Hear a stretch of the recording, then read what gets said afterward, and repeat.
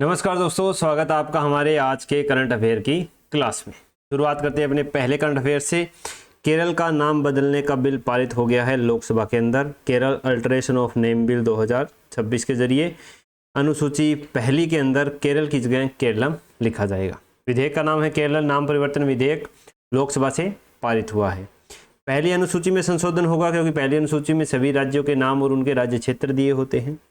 केरल को क्या बना दिया गया है? केरलम। क्यों बनाया गया है? क्योंकि जो केरल की विधानसभा है उन्होंने 2024 में एक प्रस्ताव पारित किया था कि जो केरल नाम है राज्य का उसको बदल करके केरलम किया जाए, क्योंकि केरल की जो भाषा है वो है मलयाली और मलयालम में केरलम ही बोला जाता है। तो ऐसे जब कोई भी राज्य की विधानसभा है वो प्रस्ताव लेकर के आती है तो सबसे पहले उसके ऊपर एक ड्राफ्ट में बिल तैयार किया जाता है। उस बिल को राष्ट्रपति की पूर्व सहमति के बाद संसद में पेश किया जाता है और जब संसद के दोनों सदनों से वो पारित हो जाता है तो उस पर राष्ट्रपति जी हस्ताक्षर करते हैं और उस राज्य का नाम है वो चेंज कर दिया जाता है। किस कौन से अनुच्छेद के तहत? अनुच्छेद 3 के तहत संसद को ये शक्ति प्राप्त होती है। अगला एडिटोरियल है रोजगार का संकट। युवाओं के लिए काम तो बहुत होगा लेकिन नौकरी नहीं होगी। प्रोजेक्ट आधारित कार्य, अल्पकालिक अनुबंध और गिग इकोनॉमी लेगी नौकरियों की जगह। अभी आने वाले समय में नौकरियों पे संकट आने वाला है, ये हम सबको दिख रहा है। साथ ही युवाओं में असंतोष है, जो भर्ती प्रक्रियाएं हैं वो काफ़ी ज़्यादा लंबी है और उनमें भी भ्रष्टाचार आपको दिख रहा है, तो परीक्षाओं पर भी संकट है। ऐसे में रोजगार के जो बदलते हुए आंकड़े हैं वो भी काफ़ी चिंताजनक हैं। बेरोजगारी दर है 2025 में पीरियोडिक लेबर फोर्स सर्वे की रिपोर्ट के अनुसार कुल बेरोजगारी है वो 3.1% है। इसमें जो युवा बेरोजगारी है वो 9.9% है। एक और सर्वे के अनुसार जो कृषि पर निर्भरता है वो 2017-18 में थी 44.1% जनसंख्या की। 2023-24 में बढ़कर ये कितनी हो गई है? 46.1% हो गई है। इसका मतलब है कि लोग हैं वो दोबारा कृषि की ओर मुड़ रहे हैं क्योंकि उनको परमानेंट रोजगार, स्थायी रोजगार है वो नहीं मिल पा रहा है।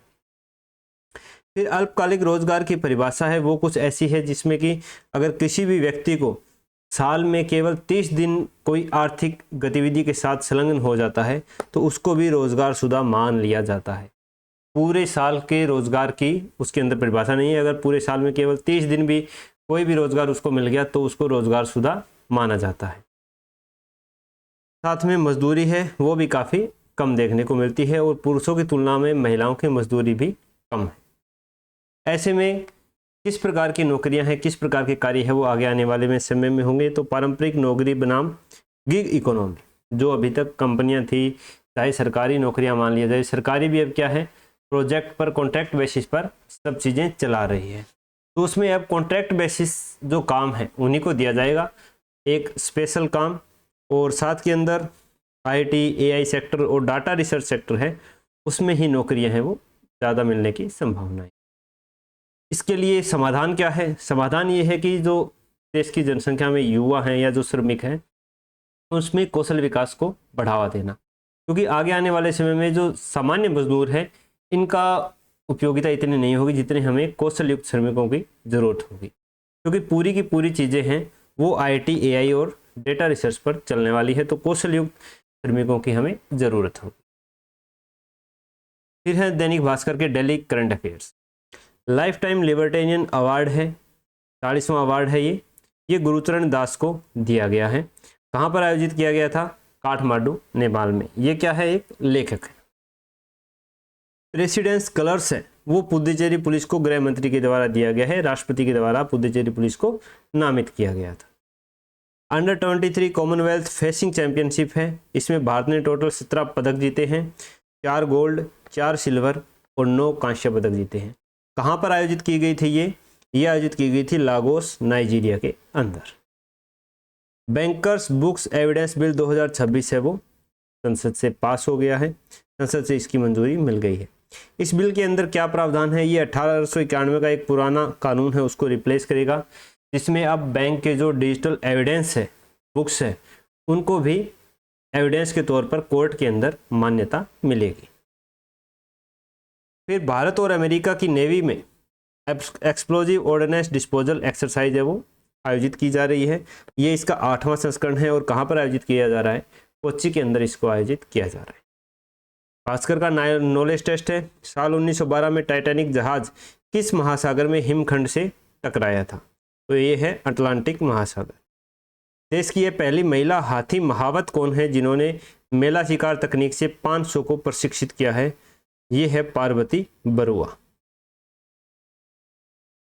फिर परसों कोलंबिया में लगभग 7.4 तीव्रता का भूकंप आया था।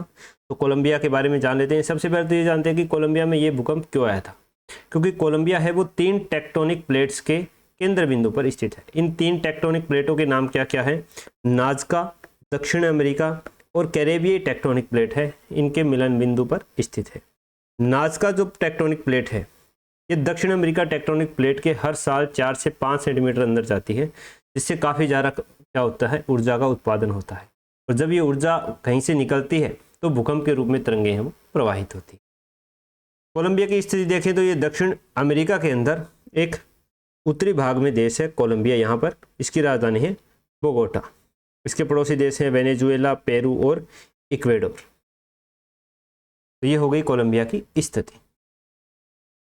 फिर है द हिंदू का एक editorial, India's rising dependence on US LPG, कि भारत है वो अमेरिका से एलपीजी आयात है वो लगातार क्या है? बढ़ता जा रहा है। तो इसकी रणनीतिक निर्भरता क्या हो सकती है? अभी वर्तमान में भारत है वो 67% एलपीजी है वो केवल यूएसए से आयात कर रहा है। और केवल एक देश से इतनी ज़्यादा मात्रा में कोई भी चीज़ है वो आयात करना क्या है? रणनीतिक दबाव है वो बढ़ा सकती है। क्यों इसको बढ़ाया गया है? एक तो हॉर्मुज जल संकट के कारण भारत है वो पश्चिमी एशिया के जो देश थे उससे एलपीजी का जो आयात था वो कम हो गया था। दूसरी, घरेलू उत्पादन में सुस्ती हमारे यहाँ चली रही है, उत्पादन हो नहीं रहा है तो हमारी आयात है वो बढ़ता जा रहा है। और बढ़ती ग्राहक संख्या। NASA invites ISRO to join its mission for lunar outpost. Lunar outpost मतलब चंद्रमा पर जो नासा बेस बनाने की तैयारी में है उसके लिए उन्होंने इसरो को इनवाइट किया। इससे पहले भी अमेरिका और जो मतलब नासा और इसरो के संयुक्त अभियान है जिसका नाम है Nisar, NASA ISRO synthetic aperture radar, और एक है आर्टेमिस अकॉर्ड में भी दोनों देशों ने समझौते पर हस्ताक्षर किए हुए हैं। बात करें सुजस बुलेटिन की तो बूंदी के लिए जो पंचगौरव योजना है उसमें पर्यटन स्थल है रामगढ़ विषधारी अभयारण्य, खेल है कबड्डी, उपज है चावल, वनस्पति है धोंक और उत्पाद है सैंडस्टोन। इसके बाद है आदिवासी आस्था कला को संरक्षण उत्पादों का ब्रांड बनफूल। एक योजना है जिसका नाम क्या है? सोंध माटी आदि धरोहर प्रलेखन योजना। किससे संबंधित है? आदिवासियों की संस्कृति से, विरासत से संबंधित है। इतना ही हमें याद रखना है।